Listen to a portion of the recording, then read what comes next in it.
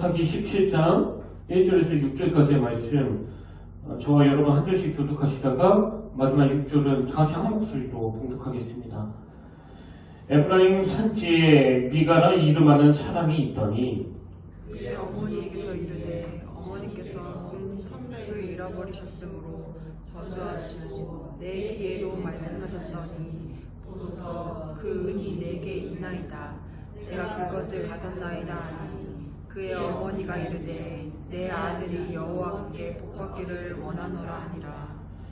미가가 은 천백을 그의 어머니에게 돌려주매 그의 어머니가 이르되 내가 내 아들을 위하여 한 신상을 새기며 한 신상을 부어 만들기 위해 내 손에서 이 은을 여호와께 거룩히 드리노라. 그러므로 내가 이제 이 은을 내게 도로 주리라. 미가가 그 은을 그의 어머니에게 도로 주었으므로 어머니가 그 은 200을 가져다 은 장색에게 주어 한 신상을 새기고 한 신상을 부어 만들었더니 그 신상이 미가의 집에 있더라. 그 사람 미가에게 신당이 있으므로 그가 에봇과 드라빔을 만들고 한 아들을 세워 그의 제사장으로 삼았더라. 우리 다 같이 읽겠습니다. 그때에는 이스라엘에 왕이 없었으므로 사람마다 자기 소견에 옳은 대로 행하였더라. 아멘. 할렐루야. 반갑습니다. 우리 함께 인사 나누기 원합니다. 참 잘하셨습니다. 오늘도 주님의 이름으로 또 축복하고 또 환영합니다. 주님의 놀라운 은혜가 이 시간 함께 하시는 임재 가운데 여러분 다 주시기를 진심으로 축복합니다. 제가 이제 그 4가지 사례를 간단하게 들 텐데요. 여러분이 이 4가지 사례를 들으실 때 공통적으로 어떤 성경 말씀이 떠올려지시는지 한번 생각하시면서 이 이야기를 들어주시면 좋겠습니다. 첫 번째 사례는 이겁니다. 여러분 미국에 한때 유명했던 가수 그 마돈나라고 기억하시죠? 근데 제가 이 마돈나라는 가수가 거주하던 그 고급 저택이 그 매물로 나왔다는 기사를 본 적이 있는데요. 제가 그 기사를 보면서 2가지 사실에 놀랐습니다. 하나는 그 집값이 너무나 비싸서 놀랐는데요. 그 집이 우리 돈으로 약 375억 원짜리 집이랍니다. 뭐 미국은 땅이 어마어마해가지고 우리나라처럼 땅값이 그렇게 비싸지 않다고 알고 있는데 아마 엄청난 호화주택인가 봐요. 그래서 제가 그 집 가격을 보고 한번 놀랐고 또 하나 놀랐던 게 그 집을 내놓은 집주인이 사람이 아니고 개라는 겁니다. 6년짜리 독일 세버트견. 이게 어떻게 된 일인가 봤더니요. 이 개, 그러니까 이게 몇 대 위인지 모르겠습니다. 또 걔는 그 수명이 또 짧으니까요. 그 윗대 개 주인이 억만장자였는데, 그 사람이 죽으면서 그 개한테 어마어마한 돈을 유산으로 물려줬다는 거예요. 그래서 그 엄청난 돈을 물려받은 그 개가 뭐 자산 관리하는 팀도 있고 또 그 개를 섬기는 사람 종까지 있어가지고 뭐 지금 엄청난 부를 누리고 있는데요. 지금 이 개가 가지고 있는 현재 재산이 무려 5,900억 원이라고 합니다. 뭐 그 어마어마한 유산을 이 개가 또 쓰다가 다 죽으면 또 그 새끼한테 그 엄청난 유산이 물려지는 거 아닙니까? 그 기사 일부를 한번 들어보십시오. 건서 6세는 뭐 걔한테도 6세 이런 걸 붙이네요. 건서 6세는 개인 제트기를 이용해 밀라노와 바하 여행을 다녀오고 매일 최고급 고기와 신선한 야채로 식사한다. 가끔은 캐비어 요리를 즐긴다고 한다. 건서 6세는 조련사와의 훈련을 마친 뒤 호화스러운 원형 레드벨벳 침대에서 잠을 잔다고 한다. 그래서 제가 이걸 사진으로도 준비했는데 뭐 그 개는 레드벨벳 침대에서 자면 잠이 잘 오나 보죠. 이런 독특한 기사를 제가 읽은 적이 있고요. 그런가 하면 2번째 얘기는 이겁니다. 이건 사우디아라비아에서 있었던 일인데요. 그 나라는 매년 그 낙타 미모 경연대회가 열린다는 거예요. 뭐 이것도 웃기는 일인데 정말 놀라운 건 우승 상금입니다. 그 미모 경연대회 우승 상금이 얼마인가 보니까 총 상금이 무려 770억 원이래요. 그래서 이제 이 낙타의 주인들이 여기서 우승을 하려고 막 애를 쓰는데요. 제가 정말 웃겼던 것은 우승하기 위해서 이 낙타에게 보톡스 주사를 맞힌다고 합니다. 뭐 낙타 입술이 두툼하면 미인인가 보죠. 그래서 제가 그 기사에 나온 사진을 봤는데 그 미인대에 나온 어떤 낙타의 입술에 그 보톡스 주사를 주입했다가 그 입술이 터져버린 사진이에요. 이게 참 코미디 같은 이야기 아닙니까? 이렇게 제가 앞에서 언급한 이 두 가지 사례는 약간 코믹하다면 세 번째 이야기는 좀 우프다고 할까요? 제가 어느 기사에서 기이한 사진 한 장을 봤는데요. 남자가 임신한 사진이었습니다. 이 수염이 얼굴을 뒤덮은 어떤 남자가 이제 임신을 하고 그 안으로 추정되는 어떤 여자가 그 블록해진 배에다가 귀를 대고 있는 사진인데 여러분 저 모양이 되게 독특하지 않습니까? 내용을 보니까요. 사실 저 부분은 트랜스젠더 부부인데요. 특이한 게 뭐냐면 이 두 분이 다 성을 바꾼 거예요. 그러니까 지금 저기 나오는 남편은 원래 여성이었는데 남성으로 성전환을 했고 그리고 아내는 원래 남성이었는데 여성으로 성을 전환한 케이스라고 합니다. 그래서 수염이 덥수룩한 남자처럼 보이는 분이 여성으로서 임신을 하고 또 긴 머리의 여성분이 남편 역할을 해서 그 불룩한 배에 입을 맞추고 하는 이게 저는 참 우프다고 할까요? 그리고 저는 저 모습이 뭐 도저히 이해가 안 되는데 아마 이 사진을 그 미국 사람들에게 보여준다면 뭐 저게 어때서? 뭐 그런 반응을 보이는 분들이 꽤 있지 않을까요? 그러다 하면 마지막 네 번째 이야기는 낸시 피어시 박사가 쓴 내 몸을 사랑하라 그 책에 나오는 한 내용인데요. 지금 미국의 일부 지역에서는 이제 초등학생들까지 다양한 성 정체성에 대한 사회적 압박이 가해지고 있다는 겁니다. 이게 무슨 소리인가 보니까요. 그 책에서 11살짜리 딸을 둔 엄마가 한 말을 인용하는데 한번 들어보십시오. 요즘 학교에서는, 이게 초등학교입니다. 요즘 학교에서는 젠더 이슈를 크게 만들어서 아이들 사이에서 서로 너 게이야? 너 트랜스젠더야? 이런 질문을 끊임없이 하고 심지어는 반에 레즈비언 아이들이 있는데 자기 딸에게 여자친구가 되어달라는 이야기를 한다. 여러분 이 딸이 11살인데 뭐 우리로 치면 그 초등학교 3년쯤 되는 거 아닙니까? 근데 같은 반에 있는 여자아이가 자기 딸 보고 너 나랑 친구할래? 여러분 이게 우정을 나누는 그런 친구가 아닌 건 아시죠? 제가 처음에 되게 웃기는 내용으로 시작해서 점점 갈수록 엄청 혼란스러운 그런 내용들을 말씀드렸는데요. 여러분 제가 이 네 가지 사례를 들려드릴 때 여러분은 이것을 관통하는 어떤 성경 구절이 떠오르 주시던가요? 저는 오늘 본문에 나오는 사사기 17장 6절 말씀이요. 그때에는 이스라엘에 왕이 없었으므로 사람마다 자기 소견에 옳은 대로 행하였더라. 제가 오늘 설교를 준비하다가 이 내용들이 떠올랐던 이유가 뭐냐 하니까 여러분 이렇게 도저히 믿겨지지가 않는 도저히 이해가 안 되는 일들이 벌어지는 그 수염이 덥수룩한 남자가 임신을 하고 11살짜리 딸아이가 다니는 학교 교실에서 뭐 상상할 수 없는 그런 일을 벌어지는 이유가 뭐예요? 이 네 가지 사건에는 어떤 특징이 있습니까? 이 모든 일이 일어나게 된 배경의 큰 첫 출발은 삶의 기준이 없다는 거예요. 삶의 기준이.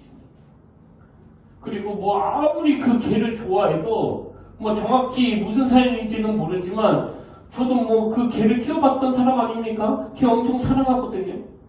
글쎄요. 아무리 개를 사랑해도 그리고 내가 아무리 갚으라고 해도 걔한테 그런 어마어마한 유산을 물려줄 수 있을까? 뭐 그것도 이해가 잘 안 되지만 그게 또 사회적으로 통용이 돼가지고 걔 재산을 지켜주는 사람 또 걔 시중을 드는 사람까지 고용하고 그 걔가 죽으면 또 그 다음 걔한테 또 그 다음 걔한테도 계속 그 유산이 물려주고 하는 이게 상식적으로 전혀 이해가 안 되는데 여러분 이런 이상한 일이 일어나고 있는 그 모든 현실의 출발이 뭐라고요? 기준이 없는 거예요. 기준이. 그래서 제가 아까 그때는 이스라엘에 왕이 없었으므로 무슨 뜻입니까? 이 말씀은 여러분이 잘 아시지만 기준 되시는 여호와 하나님을 모시지 않는 인생을 설명하는 거 아닙니까? 이 기준을 제시해 주시는 창조주 하나님이 안 계시니까 이런 말도 안 되는 일이 너무나 자연스럽게 통용되고 가고 있는 이게 바로 작금의 현실이라고 합니다. 근데 여러분, 이 기준이 없는 삶은요, 독특한 특징이 하나 있는데, 이 기준이 없는 삶은 점진적으로 그 혼란의 자리에 빠져들게 만든다는 거예요. 점진적으로. 끝감도 없이. 그 미국에서 처음에 그 차별금지법이라는 걸 만들 때, 뭐 사실 얼마나 좋은 동기였겠습니까? 어떤 경우라도 누구라도 소수에 대하여 차별하면 안 된다. 그렇게 시작한 미국의 차별금지법이 이렇게 초등학교 4학년짜리 교실에서 이런 말도 안 되는 일이 일어나는 쪽으로 흘러갈 줄 누가 알았겠냐고요. 제가 우리나라에서 추진하고 있는 이 차별법을 두려워하고 있는 게 바로 이 문제 때문이에요. 처음에는 좋은 뜻으로 시작했는데 이게 점점 끝간데 없이 흘러가지고 나중에 저나 여러분의 자녀들이 그리고 또 손주들이 나는 분명히 아들을 키웠는데 그 아이가 배가 불룩해진 모습으로 나타나는 이걸 우리가 어떻게 상상할 수 있겠냐는 거예요. 저는 이게 두려운 겁니다. 그래서 제가 종종 그런 말씀을 드리는데요. 여러분, 우리가 아무리 비바람이 몰아치고 또 파도가 몰아쳐도 부산의 해운대나 동해를 안심하고 갈 수 있는 건 아무리 파도가 몰아쳐도 저 파도는 여기 이상으로 건너오지 않는다는 그 확신이 있기 때문에 바닷가로 놀러가는 거 아닙니까? 그거를 넘어가 버리는 게 바로 쓰나미잖아요. 근데 오늘 아무리 봐도 우리가 살고 있는 이 시대는 뭐 전 세계에서 선진국이라고 자부하는 유럽이나 미국에서 그리고 캐나다나 호주에서 우리같이 그렇게 잘 살지도 않은 나라가 생각해도 도저히 이해가 안 되는 이런 일들이 점점 통용되는 이유가 뭘까? 그건요, 하나님이라는 기준이 없는 인생은 끝이 없었을 거예요. 끝이. 뭐 이 정도로 끝내면 다행인데 이게 뭐 어디까지 갈지는 아무도 모르는 거 아닙니까? 이런 면에서 저는 그 AI 인공지능이 참 두렵게 느껴지는데요. 왜 그런가 하니까 지금 흐름을 딱 보니까 10년 전, 20년 전에 영화에서나 보던 이런 일들이 뭐 나중에 그 로봇이 인간을 지배한다는 상상 속에만 있는 그런 일들이 진짜로 가능할 수 있겠다는 그런 생각이 들기 때문이에요. 그래서 저는 오늘 본문 말씀을 좀 이런 관점에서 살펴보기를 원하는데요. 여러분이 다 아시지만 오늘 본문을 포함한 사사기서는 총 21장으로 구성되어 있거든요. 근데 이 사사기는 크게 두 파트로 나누어지는데 앞부분인 1장부터 16장까지가 본론이라면 오늘 우리가 살펴보는 17장부터 21장까지는 부록에 해당되는 말씀입니다. 그래서 원래는 없어도 되는 내용이에요. 이 본론인 16장에서 끝나도 사사 삼손 이야기로 끝을 내도 아무 문제가 없는, 왜? 이건 사사기니까요. 사사기. 근데 왜 하나님은 사사기서를 16장으로 끝내지 않고 17장부터 21장까지 총 5장의 부록을 만드셨는가? 이 부록에 보면 두 가지 이야기가 등장하는데요. 첫 번째 이야기는 오늘 살펴볼 17장과 18장에 나오는 미가라는 사람과 그 어머니에 대한 사례가 나오고요. 그 다음 두 번째 이야기는 19장부터 21장까지 레위인과 첩 이야기가 나옵니다. 그래서 성경을 조금 보신 분은 다 아실 거예요. 여기 나오는 부록은 점점 뒤로 갈수록 막 역겹고 추해가지고 뭐 도저히 읽을 수가 없습니다. 말로 다 할 수 없는 그 인간의 타락의 극치를 지금 이 부록에다가 넣어놓고 있거든요. 그래서 혹시 이런 생각 해보셨습니까? 하나님은 본론 말씀인 16장으로 끝내셔도 되는데 왜 이런 끔찍하고 역겨운 투 이야기가 나오는 이 부록을 만드셨을까? 그리고 여러분, 제가 아까 말씀드린 그때는 이스라엘에 왕이 없었으므로 사람마다 자기 소견에 옳은 대로 행하였더라. 이 유명한 말씀이 그 성경에 두 번 나오는 건 다 아시죠? 사사기 17장과 더불어서 사사기 21장 25절. 그때 이스라엘에 왕이 없으므로 사람이 각기 자기의 소견에 옳은 대로 행하였더라. 여러분, 이 말씀들은 사사기 전체를 정리하는 그 핵심 말씀 아닙니까? 근데 이 핵심 말씀들이 전부 다 그 부록에 나오는 거예요. 부록에. 이게 뭘 의미할까요? 하나님은 이 부록을 통해 오늘 저와 여러분에게 경고하기를 원하시는 거예요. 기준이 없는 인생은, 그 마음에 여호와 하나님을 왕으로 모시지 않는 사람은 이런 끝간데 없는 타락의 자리로 갈 수밖에 없다. 이걸 우리에게 경고하시는 겁니다. 그렇기 때문에 여러분, 지금부터라도요, 기준을 세우셔야 돼요. 기준. 가정의 기준을 세워야 되고 자녀 교육에 대한 기준을 세워야 됩니다. 교회도 마찬가지예요. 기준이 있어야 됩니다. 그리고 그 모든 기준은 제가 계속 반복해드리는 사사기 17장 6절 그때에는 이스라엘의 왕이 없었으므로 사람이 각기 자기 소견에 옳은 대로 행할 거라. 오늘 교회도 오늘 예수 믿는 가정도 예수 믿는 부부도 기준 되시는 왕이 없으면 뭐 자기 소견에 옳은 대로 살 수밖에 없는 거 아닙니까? 그래서 우리 모두가 다 오늘 본문을 통해서 하나님 앞에 나에게는 기준이 있는지 또 우리 가정에는 기준이 세워졌는지 이걸 한번 돌아보기 원하는데요. 사실 이 사사기 부록에 나오는 두 사건 모두가 다 이게 엄밀히 보면 다 가정 안에서 일어난 사건이에요. 그래서 이 미가와 그 어머니 이야기 그리고 레위인과 첩 이야기 이게 다 가정과 관계된 말씀이거든요. 그렇기 때문에 오늘 말씀을 중심으로 여러분 개인도 그렇고 여러분 자녀들도 그렇고 지금이라도 그 가정 안에 이 기준이 세워져야 되는데요. 그런 의미에서 저는 오늘 여러분들이 그리고 여러분의 자녀들이 이 악한 시대에 물들지 않기 위해서 꼭 기억해야 되는 두 가지를 나누기 원합니다. 그 첫째가 뭐냐? 먼저 부모의 가치관이 바뀌어야 된다는 거예요. 제가 왜 부모의 가치관이 바뀌어야 합니다. 이런 타이틀을 생각했냐 하니까 오늘 본문에 나오는 이 미가의 어머니 때문입니다. 이분은 중심이 없는 거예요. 자, 오늘 본문 사사기 17장 1절 2절을 보십시오. 에브람 산지에 미가라 이름하는 사람이 있더니 그의 어머니에게 이르되 어머니께서 은 1,100을 잃어버리셨으므로 저주하시고 내 귀에도 말씀하셨더니 보소서 그 은이 내게 있나이다. 내가 그것을 가졌나이다 하니 그의 어머니가 이르되 내 아들이 여호와께 복받기를 원하노라 하니라. 이게 그냥 마침표 없이 막 풀어써가지고 도대체 뭔 소리인지 헷갈리시는 분도 계실 것 같은데 제가 간단하게 설명해 드릴게요. 이게 어떤 내용인가 하면은요, 이 미가라는 사람이 자기 어머니의 돈을 훔쳤는데 그것도 거액의 돈을 훔친 겁니다. 그래서 그 거액의 돈을 도둑맞은 이 어머니가 이 돈 훔쳐간 놈 내가 막 저주한다고 그렇게 분노를 하시니까 그 얘기를 들은 이 아들이 막 두려운 거예요. 아, 내가 훔쳐갔는데. 그래서 이 미가가 어머니한테 사실대로 이시짓고 하는데 그랬더니 그 어머니의 태도, 그 어머니의 반응 이게 제가 다루는 포인트입니다. 자, 이 2절을 세 번역으로 다시 한번 보십시오. 그의 어머니에게 말하였다.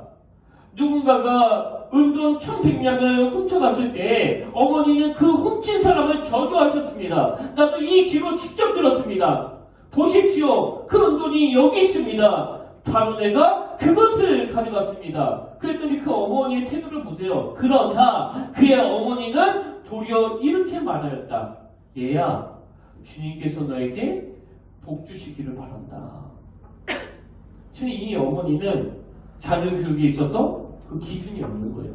방금 전까지는 막 저주를 퍼부었다가 그 돈 훔쳐간 놈이 그 자기 아들이라고 그러니까 아, 그게 우리 아들이었어? 뭐 돈 훔쳐가면 어때? 주의 복이 임하기를 원한다. 3절 하반절도 마찬가지예요. 그 아들이 훔친 돈을 어머니한테 되돌려 드리니까 그 어머니가 하는 말이 3절 하반절에 나옵니다.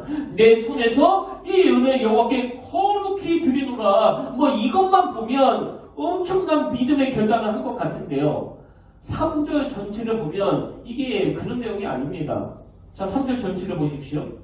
미가가 은 1,100을 그의 어머니에게 돌려주매 그의 어머니가 이르되 내가 내 아들을 위하여 한 신상을 새기며 내가 내 아들을 위하여 한 신상을 새기며 한 신상을 부어 만들기 위해 내 손에서 이 은혜 여호와께 거룩히 드리노라. 근데 지금 하나님이 그렇게 싫어하시는 그 신상을 이 뭐 아들을 위해 만든다고 했는데 여러분 이게 정말 아들을 위한 겁니까? 기준이 없는 거예요. 저는 정말 이 말을 믿고 싶지 않은데요. 요즘처럼 연말이 되거나 연시가 되면 많은 권사님들이 그 용하다는 점쟁이를 그렇게 찾아간다는 거예요. 그럼 그 용하다는 점쟁이가 찾아온 그 사람이 권사인 줄 어떻게 아느냐? 그분이 가가지고 아, 내가 권사입니다. 또 그렇게 얘기를 하나 봐요. 저는 정말 믿고 싶지가 않습니다. 이게 바로 미가 어머니와 같은 이런 중심이 없는 신앙생활을 하고 있는 거 아닙니까? 말로는 하나님께 영광, 하나님께 거룩히 드린다고 하는데 실질적인 그에게는 기준이 없다 보니까 하나님이 너무나 싫어하시는 그런 일들이 일어나는 거 아닙니까? 그럼 이런 어머니의 태도가 왜 그렇게 위험하느냐? 그 아들 미가에게 어떤 영향을 미치는지 한번 보십시오. 자, 본문 4절 5절입니다. 미가가 그 은을 그의 어머니에게 풀어주었으므로 어머니가 그 은 200을 가져다 은장색에게 주어, 여기서 말하는 은장색은 그 신상을 만드는 그 생모업자를 말하는 거거든요. 은장색에게 주어 한 신상을 새기고 한 신상을 부어 만들었더니 그 다음 보세요. 그 신상이 미가의 집에 있더라. 그 사람 미가에게 신당이 있으므로 그가 미가의 엄마가 에봇과 드라빔을 만들고, 에봇은 제사장이 입는 옷이고 드라빔은 우상이라는 거 다 아시잖아요. 이게 뭐 어떻게 되는 겁니까 지금? 그 다음도 보세요. 한 아들을 세워 그의 제사장으로 삼았더라. 지금 레위인도 아닌 자기 아들을 그 제사장으로 삼았다는 거예요. 여러분, 제가 이 미가를 보니까요, 윤리적인 면에서 또 도덕적인 면에서 뭐 돈 필요하면 그냥 거액의 어머니 돈을 훔치는데 아무런 그 주저함도 없고, 또 내가 복 받는 일이라면 이게 뭐 하나님이 싫어하시거나 말거나 뭐 전혀 신경 쓰지 않는 거. 여러분, 미가가 왜 이렇게 됐습니까? 부모의 기준이 없는 신앙 교육이 처녀를 지금 이렇게 만들어가고 있는 거 아니겠습니까? 이번 주에 제가 오래간만에 예전에 같은 지방에 있었던 목사님 세 분과 식사를 하게 됐는데요. 여기 평택에 올라오셨다가 갑자기 저에게 연락을 하셨더라고요. 그래서 지금은 뭐 어느 교회나 할 거 없이 이 코로나로 아직 회복이 안 돼서 다 힘든 상황이다 보니까 거의 대화의 주제가 목회 이야기도 그 성교 이야기였는데요. 평택교회는 어떤 식으로 성교하냐는 질문에 제가 뭐 큰 금액은 아니지만 그래도 미자립교회 5곳에 매달 조금씩 성교하고 있다는 이야기를 했거든요. 그러니까 목사님들이 평택교회가 무슨 뭐 대단한 교회인 중 뭐 한국교회의 길잡이라는 등 뭐 엄청나게 그렇게 대단하게 생각하시더라고요. 여러분, 제가 분명히 말씀드리는데요. 우리 교회가 미자립교회에 성교원금을 하기로 한 거는 그런 어마어마한 목표를 가지고 시작한 게 아니고요. 이건 그냥 잠결에 한 약속이라 할지라도 내 주인 되시는 주인께 한 약속은 반드시 지켜야 된다. 이것밖에 없습니다. 우리 교회가 받은 그 은혜의 물꼬를 막아두는 것이 아니라 계속 흘러가게 해야 된다. 이 이상은 없는 거예요. 그리고 내년에도 우리 교회가 재정에 상관없이 또 형편에 상관없이 하나님께 드린 그 약속은 반드시 지켜야 된다. 이게 저의 기준이에요. 여러분, 여러분에게는 신앙생활의 기준이 있습니까? 그 기준이 뭐 상황에 따라 또 형편에 따라 그 고무줄처럼 막 늘어났다가 또 막 줄어들었다가 그러면 좀 곤란한 거 아닙니까? 저는 우리 평택교회가 그리고 저와 모든 성도님들이 우리의 왕이 되시는 그 하나님만이 삶의 기준이 되시길 바랍니다. 이렇게 우리가 악한 시대에 물들지 않기 위해서는 상황에 왔다 갔다 하는 우리의 가치관이 하나님께만 초점을 두는, 하나님 한 분만을 왕으로 섬기겠다는 그런 가치관으로 바뀌어야 되고요. 그런가 하면 두 번째로 자녀 교육을 해야 되는데 어떤 자녀 교육이냐? 기준이 있는 자녀 교육을 해야 된다는 겁니다. 기준이 있는. 여러분, 미가의 어머니 같은 자녀 교육은요, 뭐 100번 해도 소용없습니다. 아까 2절 보셨잖아요.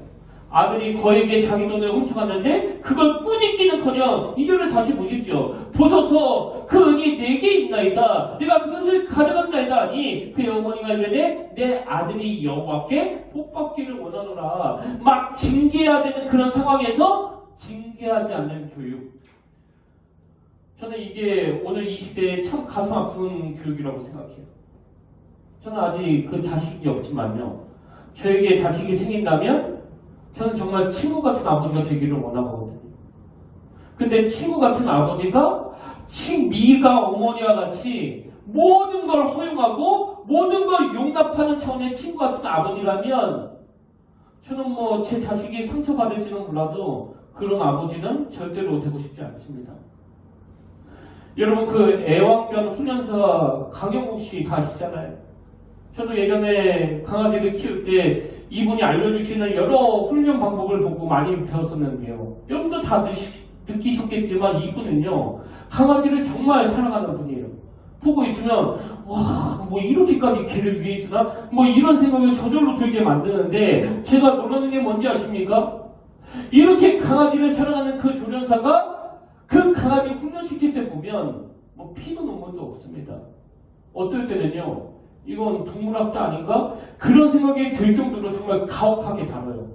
그래서 정말 제가 굉장히 놀랐는데, 요 근래에 그 오은영 박사라고, 이분은 뭐 이 강아지가 아니라 이 아이들을 교육시키는 분 아닙니까? 이 아이들을 교육시킨 걸 보니까요, 그 교육 방법이 너무나 똑같은 거예요.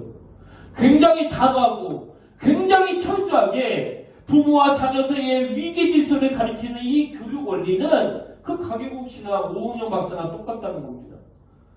오늘 이 시대가 가지고 있는 가슴 아픈 현실이 뭐예요? 친구 같은 아빠? 친구 같은 엄마라는 미명으로 부모와 자녀 사이에 그 경계가 허물어져 버리고, 그래서 뭔 이야기를 하든지 간에 너 참 잘했다, 너 충분히 그럴 수 있지, 넌 그렇게밖에 할 수 없었을 거야, 난 다 이해해, 넌 어쨌든 하나님의 복을 받을 거야. 저는 미가 어머니가 보여주는 이 모습이 오늘 우리에게 너무나 무서운 타산지서, 그 경고의 말씀이라고 생각합니다. 그래서 여러분, 지금이라며 우리 기준을 세워야 돼요. 로마서 12장 2절, 너희는 이 세대를 본받지 말고 오직 마음을 새롭게 함으로 변화를 받아 하나님의 선하시고 기뻐하시고 온전하신 뜻이 무엇인지 분별하도록 하라. 제가 지금 두 군데에다가 노란 글씨로 강조점을 뒀잖아요.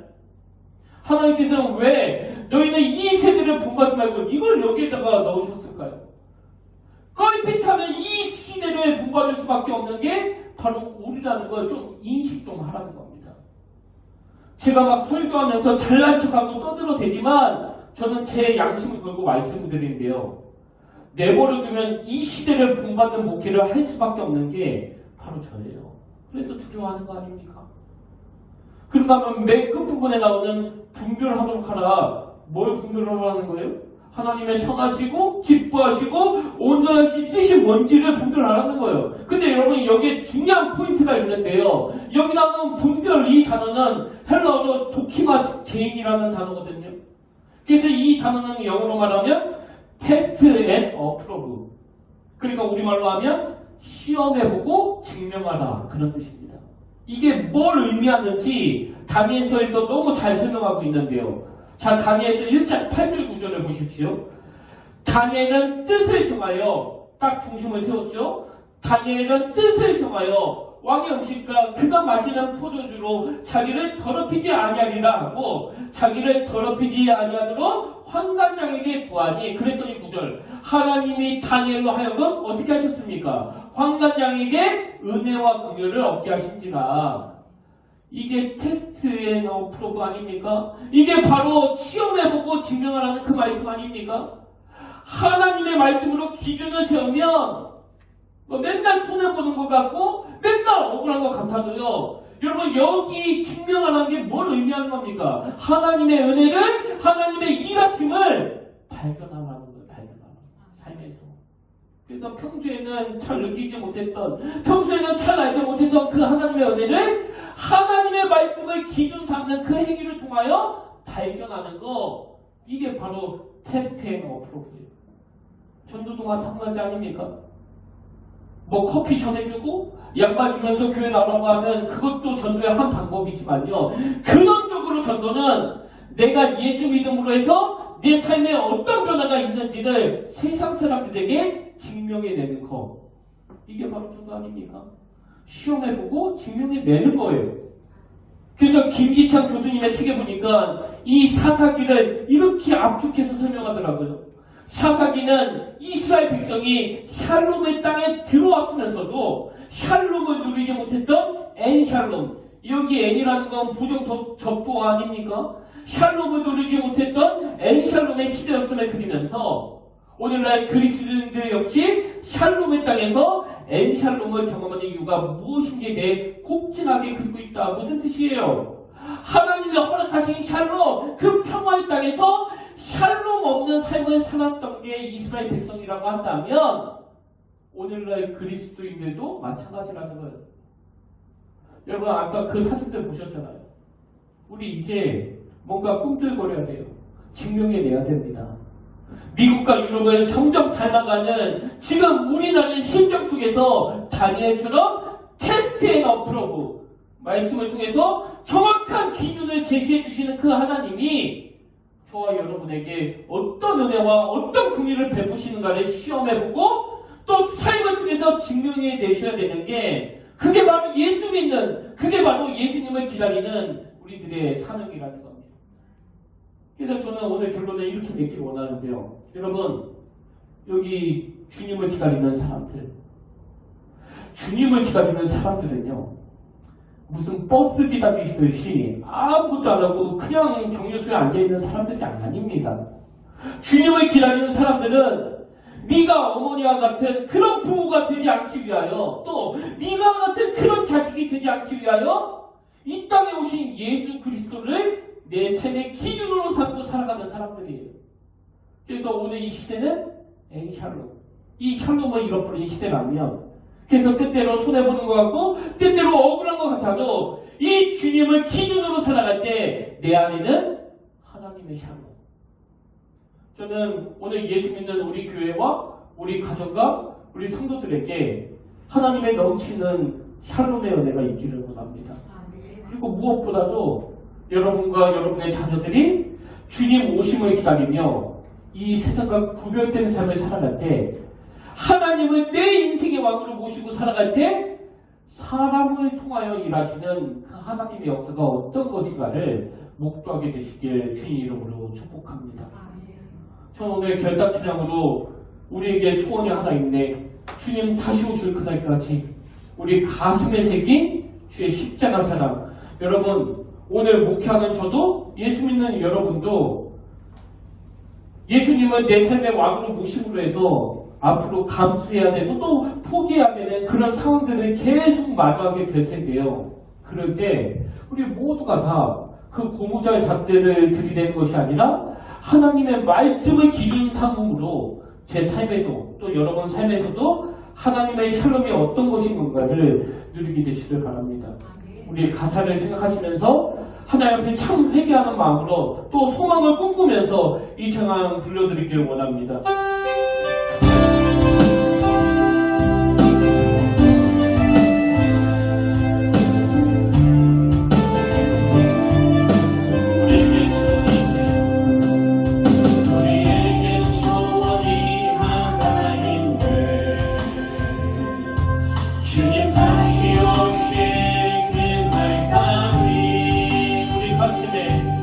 우리 가슴에 새긴 주의 십자가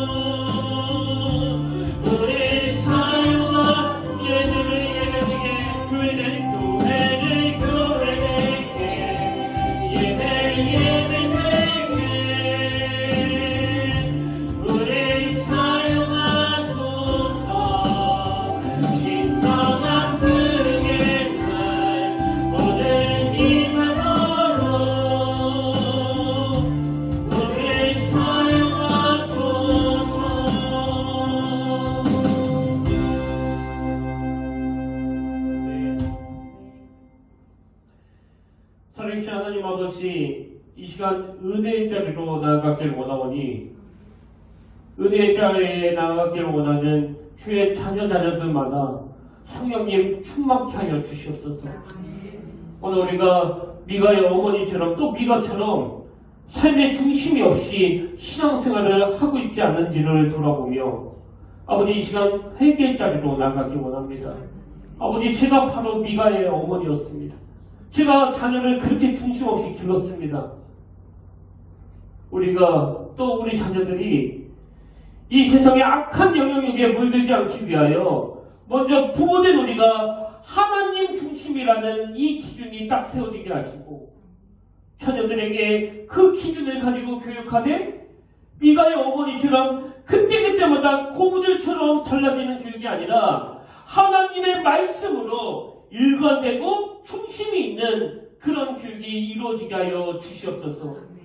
오늘도 우리를 향해 자녀 삼아주시고 우리 안에 왕으로 자정에 계신 그 하나님을 바라보며 살아가는 우리 모두가 되게 하여 주시옵소서. 그 은혜의 자리로 인도하여 주실 줄 믿사오며 길이요 진리요 생명 되신 예수님 이름으로 간절히 기도드립니다. 아멘. 이제 우리 다 자리에서 일어나셔서 이 땅에 하나님의 교회 이 찬양 함께 부르기를 원하는데요. 오늘 말씀을 쭉 정리하시면서 우리 함께 선포하며 나아가기를 원합니다.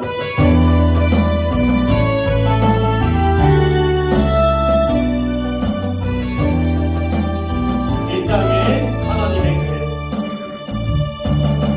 교회 하나님의 교회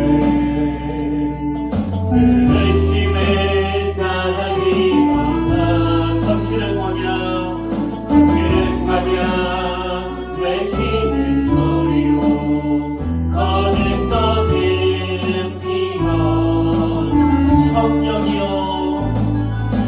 성령이여 이 세계를 향해 주의 진리를 선포케 하소서. 십자가에서 죽으시는 사랑 우리 사랑 되게 아주 다친 분들아 열리지어라. 모든 세대여 일어나라. 주 예수께 불들고 벽대기세 주를 이신 평화의 왕 성령이여 임하소서.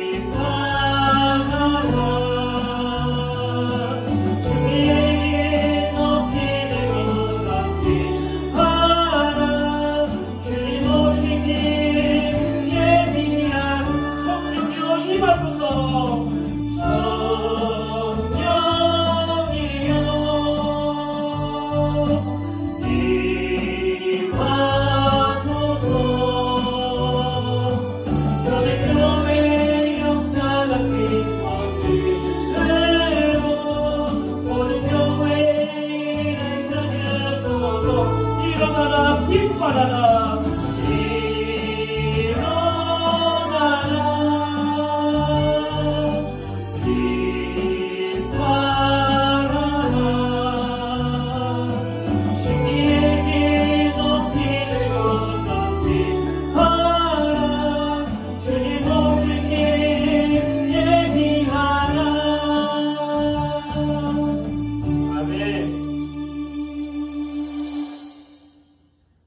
다니엘은 뜻을 정하여 다니엘은 뜻을 정하여 왕의 음식과 그가 마시는 포도주로 자기를 더럽히지 아니하리라 하고 자기를 더럽히지 아니하도록 환관장에게 구하니 다니엘이 하나님이 다니엘로 하여금 환관장에게 은혜와 긍휼을 얻게 하신지라.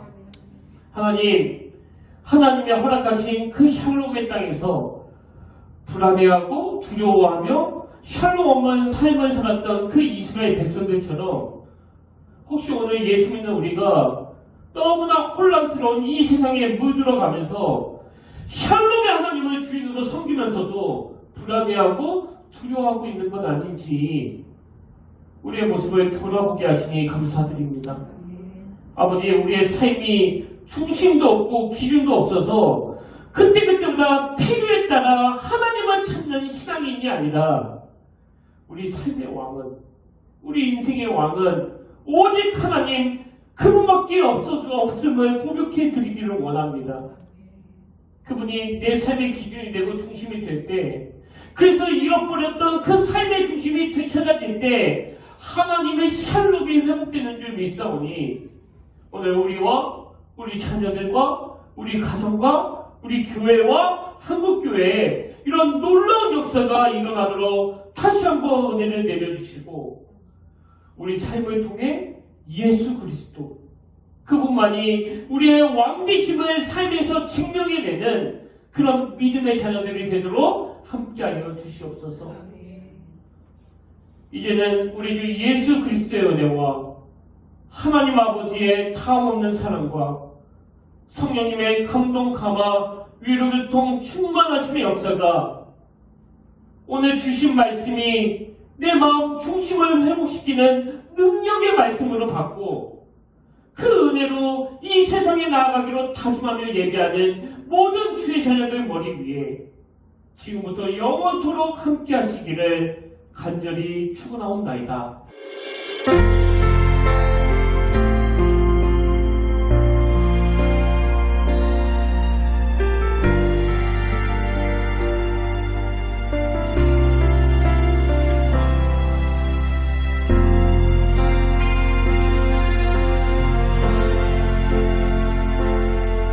지금 서 있는 이곳에서 높임을 받으소서. 내가 받는 땅 주님의 땅이니 하늘이 주의 이름 높이 올리며 넓은 바다가 주를 노래해. 모든 만물 주를 경배해.